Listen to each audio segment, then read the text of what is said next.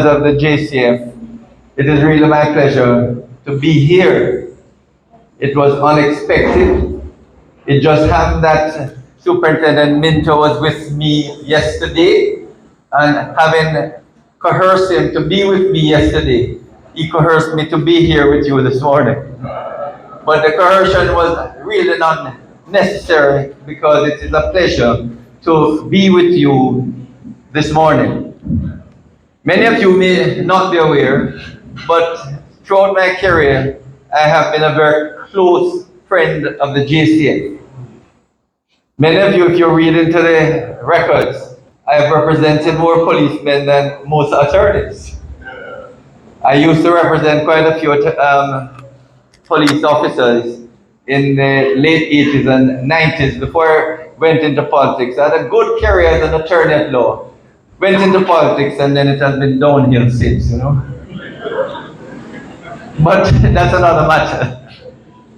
I want to congratulate you, the members of the JCF, and especially Superintendent Minto, for this program, not only for this conference, but what he initiated this weekend to allow a number of fathers to see their children. It is Father's Day on Sunday, and you know, it is so appropriate that he has highlighted the need for these fathers who have got into difficulties to at least to see their children, and for their children to see that their father, yes, are okay in some ways, but hopefully they can go straight sometime in the future.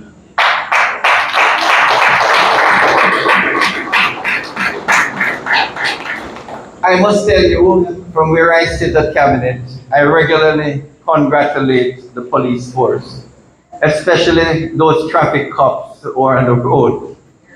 Because why I know this is that our courts are overwhelmed with the number of traffic offenders who come before our courts. And as Superintendent Minter will tell you, because I told him, close to 80% of the cases that come to our courts are actually traffic offenders. Many, and not all, they're not all, because over 60% of those who get tickets are now paying a TAJ, but a number of them fail to pay and are actually coming to the traffic courts. And as I say, close to 80% of the persons who come to the courts are traffic offenders.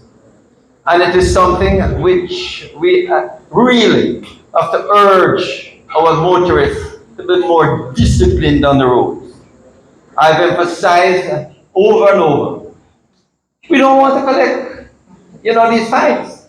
We want the motorists to avoid them, but they must comply with the rules of the road. They must be disciplined on the roads, and I want to congratulate all of you officers who I know, especially in St. Elizabeth here, who are doing a fine job in curbing the indiscipline on our roads. When Superintendent Minto told me last night that last year just over 5,000 tickets were issued, but this year, the first 6 months, same period, 18,000. It means, officers, that you're doing an excellent job in sending the right signal to motorists. We are not going to allow you to create chaos and disorder on the road. And the effect of the chaos and indiscipline on the road is so many accidents, so many deaths that can be avoided. Motorists need now to exercise better discipline in avoiding not these accidents, and many of them resulting in untimely death. But I know, officers, and I encourage you to continue the good work. May I say that the Ministry of Justice is working extremely hard to reduce your burden. We are promoting restorative justice, and we hope many of you will get to know a bit more about restorative justice, because we consider it to be justice that heals.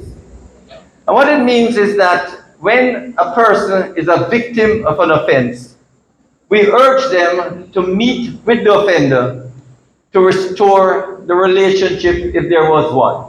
In other words, when they get together in a restorative justice circle, they bring out the issues. What caused you to behave like this?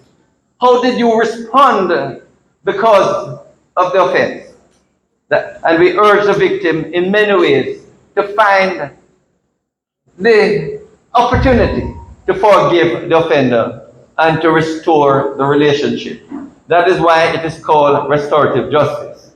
Today, I will be spending most of the day with the students at Black River, and there are other students there, to appeal to them. I just spoke to them how they can really settle their differences.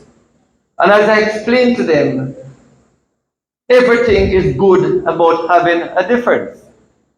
This is how we are different with one another. We have different tastes, different views, different food. But at the end of the day, we really need to know how the differences can be settled before they get into becoming disputes and conflicts. So disagreement is good, but we must learn to settle them in an amicable, harmonious way. And that is what we're trying to teach our students. Out of disagreement must come good rather than dispute, conflict, and violence. And that is what we want to do in our communities, officers. We're working with the justices of the peace to ensure that they can tell persons, you don't have to fight because you have a difference. You can come together and settle it. Go to the Restorative Justice Center or one of the justice centers in our parish and just work together to settle your differences. In truth, we need to learn to get along with one another. And learn it. And by the way, a lot of the differences and disputes are right there in the bedroom, in the home, in the yard, in the community, in the neighborhood. And people need to be able to settle that difference right there in the bedroom. And if you can't settle it, get some help, because it's very important. We promote victim services. So if you're an abusive spouse or abused spouse, or you have been a victim of crime, rather than sitting down and thinking about revenge and retaliation on how you're going to get justice back because you have been hurt, we urge you to go to victim services, get counseling and mentoring to see how best to deal with what has been done to you as a victim. Don't take it up on yourself. Many people go hire contract killer, go hire people to beat up the offender. And it is happening too often in Jamaica. We are urging victims of offense, persons who feel they have huge differences with their partner, their neighbor, or their employer. Please go to victim services and get mentoring. So what we're doing in the Ministry of Justice is to work assiduously across our community to see how best we can avoid the violence that is plaguing communities across Jamaica and really making the work of the police, the hospitals, everyone more difficult. And Jamaica needs to be able to reduce crime, especially murder, all crime, to a level where people feel comfortable going about their business in Jamaica. And as I tell people, it is not a government problem. It's not a police problem. It's not our problem. Everybody must play their part and work together to ensure that peace can reign. And as I encourage persons to offer themselves as justices of the peace, and I meet with the JPs, which is what I did yesterday, and I do so regularly. We're asking the JPs to work closely with you, officers, because when they work closely with you, they are on the ground. They can give you the intelligence that you need. And believe me, they have been very effective in bringing and ensuring that a number of persons are brought to justice. And I'm going to ask you officers to work closely with the JPs. I will be asking them through the custodians to work closely with you at all the police stations. I indeed have asked the custodians in all the parishes to make sure that at least a core of JPs attach themselves or are better known to every police station across Jamaica, so that you, when you need a justice of the peace, you can immediately get one to assist you in getting the statement done or in witnessing a statement being taken. This is very important in the conduct of your work. Again, we are certainly hoping that the JPs will make themselves available to you when you need them for advice and also for information. The Ministry of Justice makes itself available for any referral that you have, officers, be it to restorative justice, child diversion, wayward children can be referred to the child diversion officer in the parishes, because many of our children are now getting out of hand. So we are going to ask you, where you see them, to really encourage them to go to the child diversion officer so that they can get child support. So officers, it's my pleasure to be with you. I can assure you that from where I sit, the government wants to give you as much support. Chairman, let me tell you this. We, this government, support the police.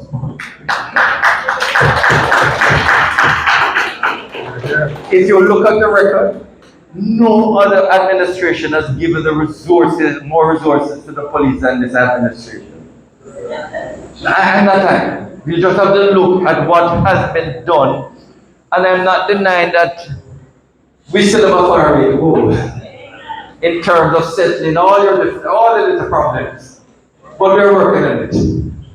I can assure you, from the Prime Minister, my friend Dr. Chang, and all of us, that's plan. Let me just say this. Apportioning a budget is not easy, because the demand is great. You can hear education asking for more. You can hear health asking for more. You can hear the Minister of Work saying there are too many potholes across the country. It is a challenge. So the question is, how do you shift a $10 billion here and there? Because right now, if you ask me, a major challenge is not only salaries, which we are trying to respond to, but the roads of what we are doing right, and hope the people of Jamaica will agree. At the end of the day, if they remove us, so be it. But the truth of the matter, we have to stick with what we know is right. Because if we succeed, then over the next 5 years, it could be the best days Jamaica will ever see. We are now having some of the best days, but not everybody is having the best days. I accept that. But over the next 5 years, on that projection, more and more people will see the benefit. So, in truth, we hope some of the challenges you're now having, some will be resolved. They are not all going to be resolved. But we hope in due course, many of these challenges can be overcome. I can assure you, it is not only you. There are many other sectors. You just have to listen to the teachers who believe that they have not been treated fairly. So we are responding as best as we can. And I want to thank you once again, police officers, for the tremendous work. But I still ask of you, go the extra mile. Go the extra mile. I hope in due course you will be rewarded. Thank you very much.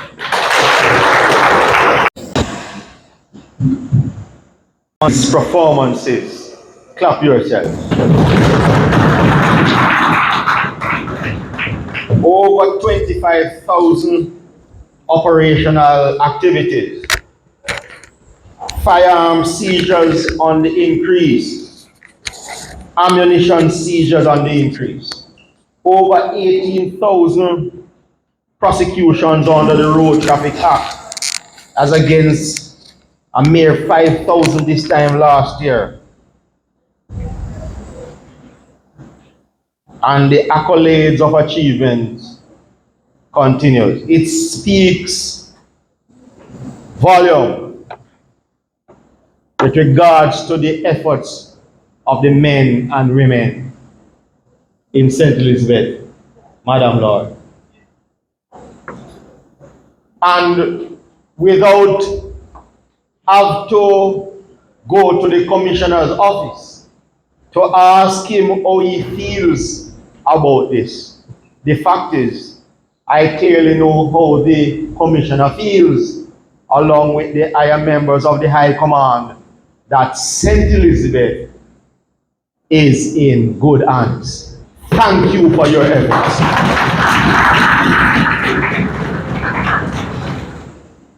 And then,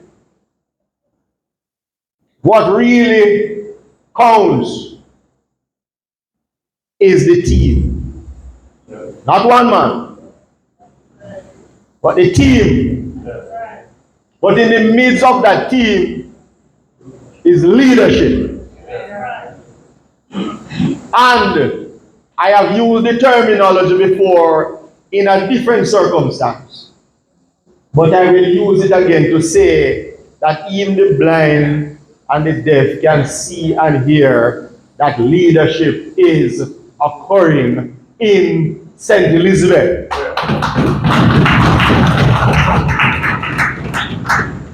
And since coming here this morning, and maybe I need to come more or less, whichever one, but I have gone on to 2 separate media houses to comment on different matters in St. Elizabeth, all in a positive way.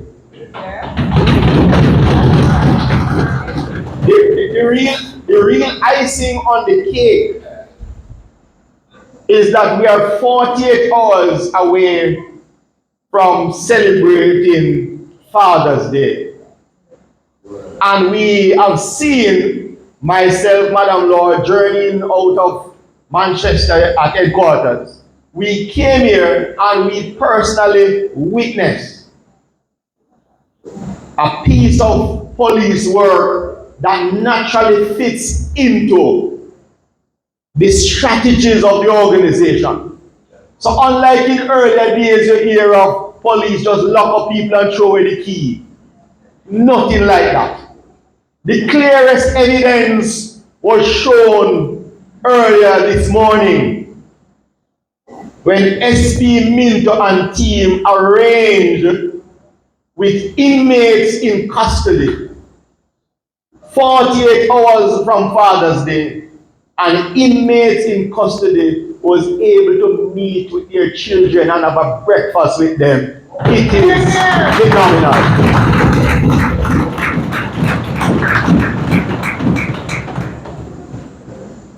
And so, where is he?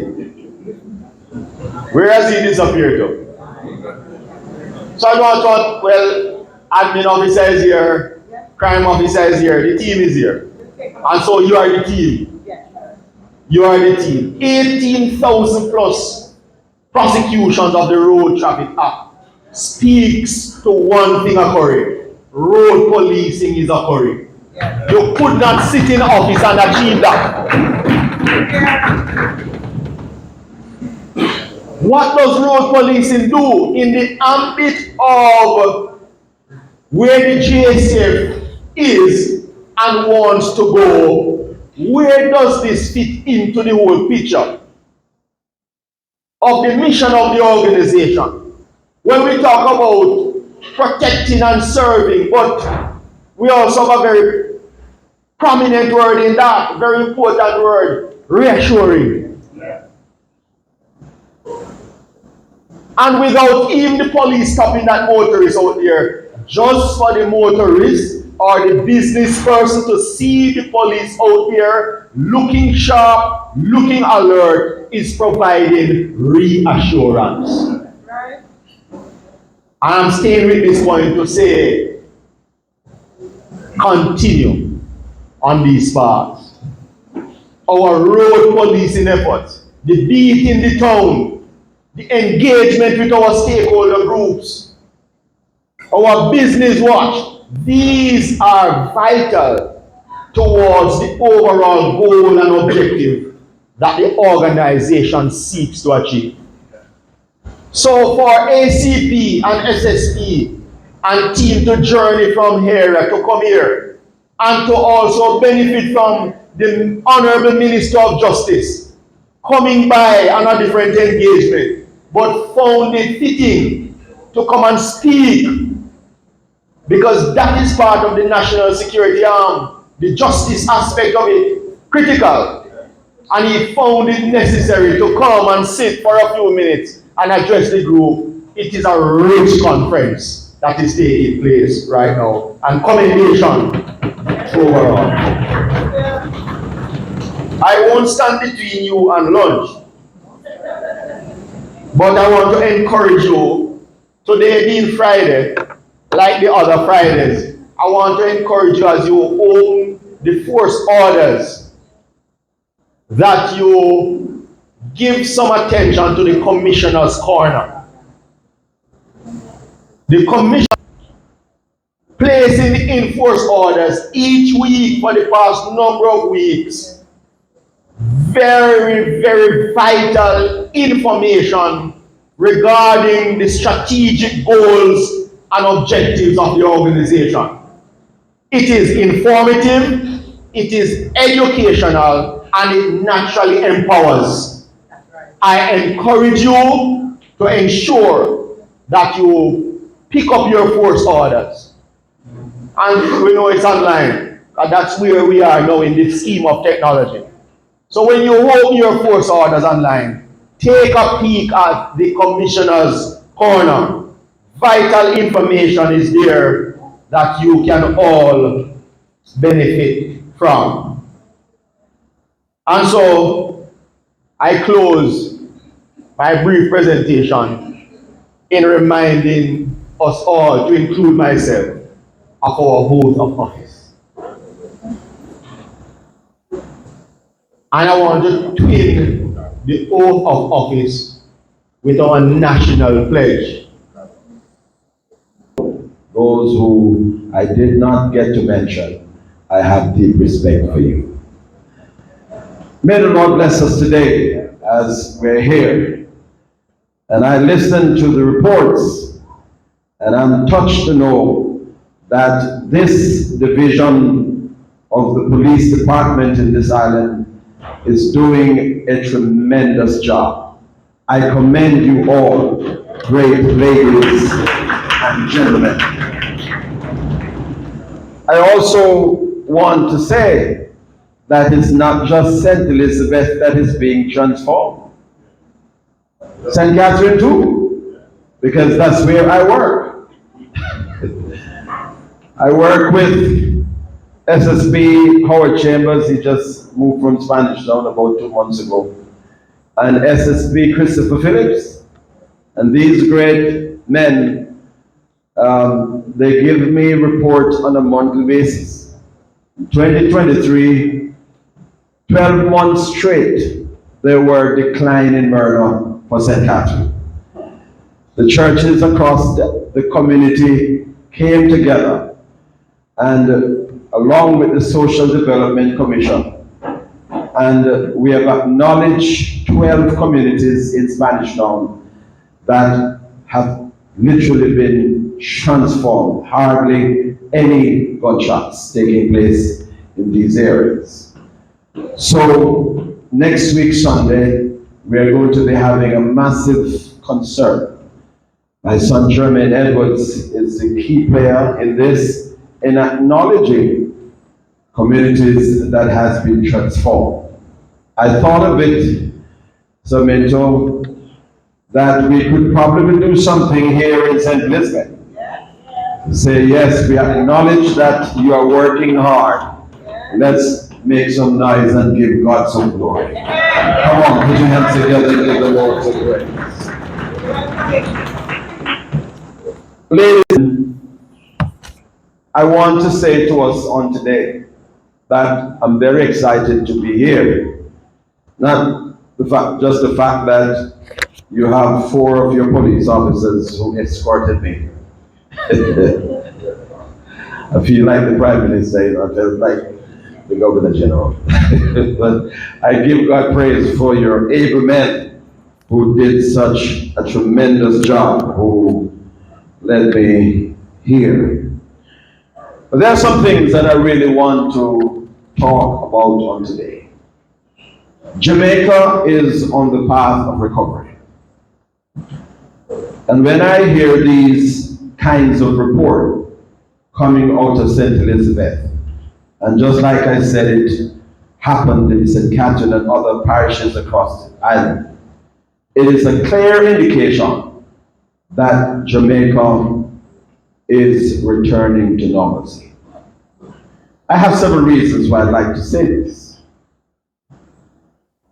You remember in the 70s and the 80s, it was political tribal war, when orange used to be against green. And I've witnessed several shootings. I have to be turned around by the police because an orange bus load of people were coming through. And the people who were wearing green just start to fire shot. I've had those experiences where the people who were wearing orange saw the people wearing green and just start to fire shots. We have noticed, ladies and gentlemen, that there's a change. Because the 2 last elections that we have, both general and local election, we hardly have any violence, political violence. And so if we can change from being a nation that was so naive when it comes on to working together as people who are serving both political parties, and we have changed, I believe that further change is coming to this nation. I also believe the fact that the police department made a report that gangmanship has gone down by 56% last time they did that report about a month ago. It is a clear indication that something is taking place in Jamaica. Ladies and gentlemen, there are so many good reports that I've been hearing. And up to yesterday, when I shared with my pastoral colleagues about the report that came in the Observer, that St. Catherine has now been recognized as a transformed community that is now attracting businesses. That great businesses that are coming to Spanish Town and are opening up is a sense of relief that something is happening in Jamaica. Ladies and gentlemen, hardworking police officers, let me once again commend you for the tremendous job that you're doing in bringing down the murder rate, because we couldn't take it no longer. It was out of control. And so I give God thanks that we're seeing a little level of normalcy coming into being, and we have to keep pushing it until Jamaica returns to what it used to be. Ladies and gentlemen, let me say this. The report that stuck in my mind came from the Gleaner, and this was on Sunday, May 12, 2024. What does it say? Teachers stuck in living hell. Student violence causing anxiety, depression, and trauma among staff. But schools told to keep many problem children. Ladies and gentlemen, that one stuck out in my mind. To realize that our teachers are stuck in living hell. So here are we realizing that we are going down when it relates to political tribalism. We're going down when it comes on to gangmanship. The gangs then control the turf and said, this is what we're doing. We're taking a nosedive where that is concerned. But now it has switched to the schools. That almost every month we're hearing of murders taking place in our schools. This is something now that we have to be very careful about. And this is something that we have to watch. Let me give you a little brief report of what was said in the paper. In a chilling session with some educators during the last 2 weeks, they shared their stories of their work environment, describing themselves as working in low security prison with students who are high security risk. That is in our Gleaner. The teachers who spoke extensively with the Sunday Gleaner described in different situations that they have faced across the length and breadth of this nation. Ladies and gentlemen, among those who remain are some of the students who are in school who have not left, but they are still there and the teachers can't do nothing about them. We are faced with a serious situation. This is a major hurdle that the police department will have to deal with. Where do we go from here? It is said that children are our future. And if the report in the school is saying that the report in the school is saying that the teachers are living in hell. Last year, 2023, 1,500 teachers left the classroom. Okay? Already since the year started, 850 teachers have moved away from the classroom because they are afraid of the students who are coming to school. Our schools have become a war zone. Our schools are like Vietnam and Iraq now. What do we do about this dim situation that is facing us as a nation? Where do we go from here? Ladies and gentlemen, I want us to come to an understanding. One school in Spanish Town told me, one principal, that they have 200 boys who are delinquent. And I don't know how it is on this side, but I can tell you, that's what they say. 200 boys in one school are delinquent. What does that mean? The boys do not want to listen to no teacher. The boys come to school and all they want to do is fight. The boys are just there producing problems in school, and the girls too. What do they do? How can we deal with this? The teachers are asking. How do we handle this situation? If children are our future, and if it continues like this, we don't have a future as a nation. If these children are behaving the way they're behaving, and if we don't put a stop to it, we won't have a nation. Things are looking not too bad. But with this scenario, we have to face reality that we are in trouble as a nation. The main reasons why we are having the problems, let me deal with it. And we have to face it.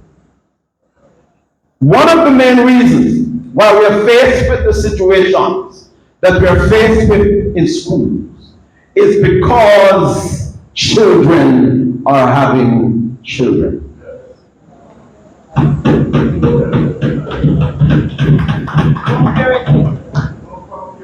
The parenting situation in our homes are dangerous because according to the report that came from your papers, dated December 27th December 2022, It says that the Caribbean has the highest teenage pregnancy rate around the whole world.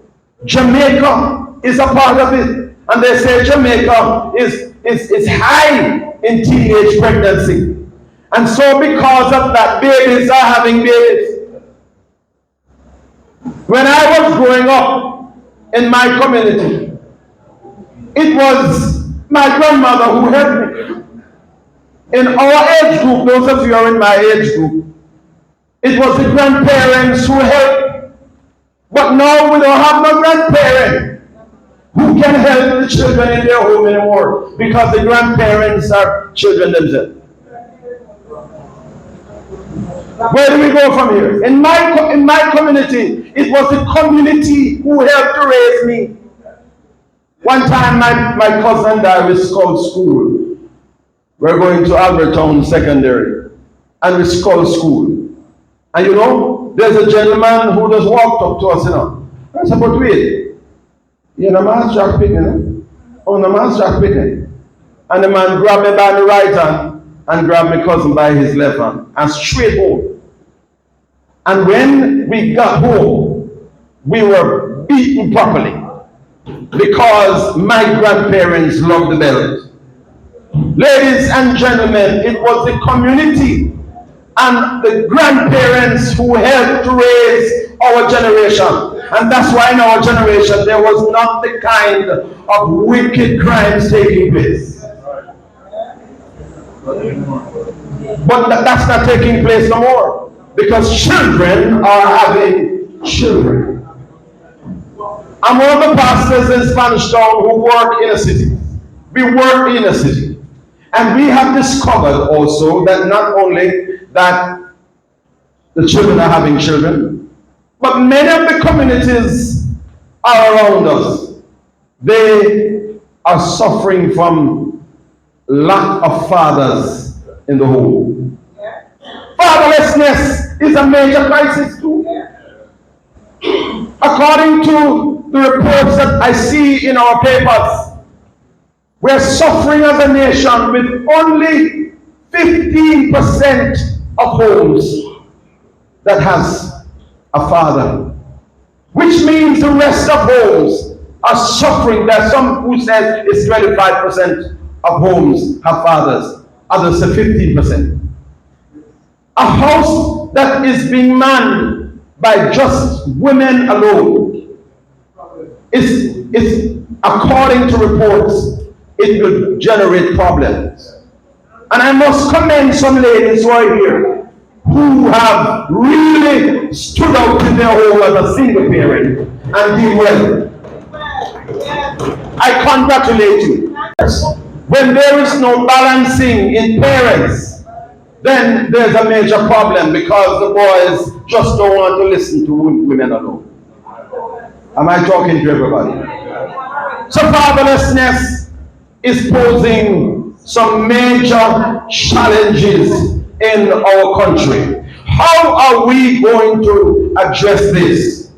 Well, I want you to know that in Spanish Town we have trained 400 men, along with food for the poor who helped us, and also some other companies who came on to give us some help to train 400 men. What do? We train them as mentors. Because if the fathers are not in the home, we need some men to walk into the house and give some form of guidance. Because if the man is not there, it is dangerous for that boy. It is dangerous for that girl. And so therefore, we train these 400 men and we're hoping to train some more. We're telling Christian men, and we're telling when I heard what Samantha said a while ago, whoever that was, that says the permission was given for children to see their fathers in prison. That was exceptionally good. Exceptionally good. Because a lot of men right now are just sperm donors. They give the sperm and they don't want to turn back to see what happened later. We want that to change. Man must take responsibility. Man, yes, sir. Man must be man, and not just man too. You must take responsibility in your house. I have 3 children, 3 of them, and I know where all 3 of them are. You know me? I'm very serious about fathering. I never left my children for more than 2 weeks. The longest is 2 weeks, and that's when I'm preaching overseas. Because I am the gatekeeper in my house. Me a man of yard. And so I would say to all the men who are here, you must be a man of yard. Take responsibility. So we don't want Uncle the person come through my gate. No. If you come through my gate, you have to tell me why you're here. You can't pass me. I'm the gatekeeper. And so therefore, I must stand up and protect my family. I must know where my kids are. And so I beg you men, make sure that you check where your kids them there, know where you pick them there, because some of them mix up with some wrong thing. And if you are giving them attention, you will know where they are. Another thing that is really messing up situation is the internet. You know who's training our boys and girls now? The internet. When we leave them up, you notice that the fighting started, it was before, but it got worse after COVID. You know why it got worse? The Ministry of Education released tablet. I think a good job, good job to release tablets. But you know how it broke out? The mothers who are the sole breadwinner have to leave the pick of them, 3 and 4 of them, and a little bread to come back home to give them to eat. Give them the tablets and say, make sure I do the work. But the pick of them no look my work. Them a watch all kind of dirty sitting. And when Hollywood get them kind of brain there, Hollywood taught them how to kill. Because they say in one movie, they can watch at least 50 murders taking place in one movie. And the boys and the girls learn how to kill. And so therefore, I am a father of 6 grandchildren. And most time, my daughter's 2 children are with us. And you know what my daughter did? She said, I will not allow you just to be on your tablet. If you're going to play your tablet, I want to hear what you play. So don't put the ears thing on your ears. I want to hear what you play. And she monitor them. Because she knows what these kids will do. There's something that is happening, ladies and gentlemen, some dangerous things that are taking place, that the spirits of hell is out there teaching our boys and our girls how to behave bad. Now, how are we going to deal with that? How are we going to handle it? We have to take responsibility in our own home. We have to make sure that we protect our own children. It starts with me. Whatever is happening in my home, if I am the gatekeeper in my house, I have to make sure that I live a standard life. Please, ladies and gentlemen, be careful what your kids watch on TV, because some dangerous things, you know. In the time of Daniel, if you read the book of Daniel, chapter 10, it was one spirit that was controlling all of Babylon. And Persia after. Because Persia took over from Babylon. And guess what happened? One spirit called the Prince of Persia controlled the atmosphere that even Daniel's prayers were blocked. The answer to his prayer were blocked. And Daniel was on his knees. Read it when you go home, Daniel 10. He was on his knees and was on his hands and was saying, God, how come this is so? I started praying for 21 days and no answer. It was Gabriel went and told him, said, Daniel, from the day you prayed, the first day, your answer was released. But guess what? The prince of Persia blocked the prayer in mid-year, blocked the answer. And Gabriel said it was Michael the archangel, Michael the warrior, has to stand with me and fought against this. Ladies and gentlemen, one spirit that was against Daniel. But look at it now. According to statistics, there's about 7,500 satellites that are up here in orbit, spinning. What are they doing? They're releasing information to young people and adults too. Let me say this, gentlemen. My phone is in my pocket here. Might I get it? What's your name, sir?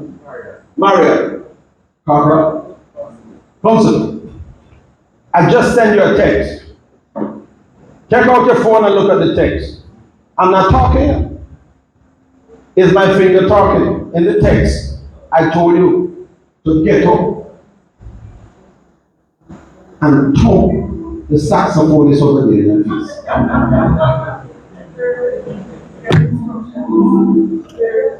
All I did is use my two big finger and text it. And tell him to go and hit somebody in the face. Now, that's the system that is released on the earth, where it's not only the dons who are controlling men, but they are able to text you from prison and tell you who to kill.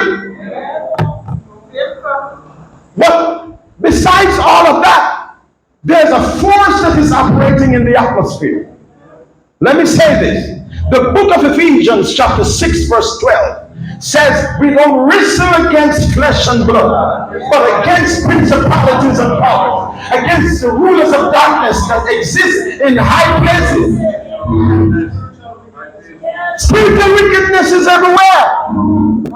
So these powers that are operating now, a nice husband just had good time with his wife at home. Just had a good time. Went home early as a good husband and have a good time with his wife.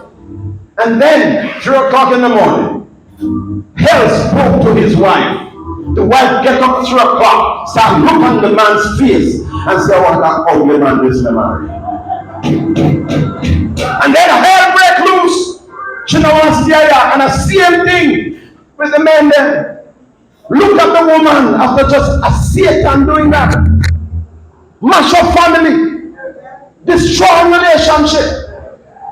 When all things could have worked out easily, the powers of hell is releasing information. Why do you think the spirit of phobia and witchcraft is working so heavily now? Because people are dabbling in that. And I don't know if you have them power working down here in St. Elizabeth. But in Spanish Town we have enough of that. But even in the police force, I get to understand that phobia exists. So we have to guide the younger minds. When they come in and they reach to TikTok and they do things within spaces like God, we're supposed to be alert. We're supposed to be answering the phone, appreciating reports. But yet you find time to put your phone one side, look at your here, look at this, play a song, listen, wait until you reach your bedroom, or your living room, or in the dining room, or when you're off duty in your car. Don't use the grounds, the physical space, the physical infrastructure to do those things. We have seen a vast improvement in repairs to police station. We have seen technology across the length and breadth, probably not in all the parts of St. Elizabeth as yet.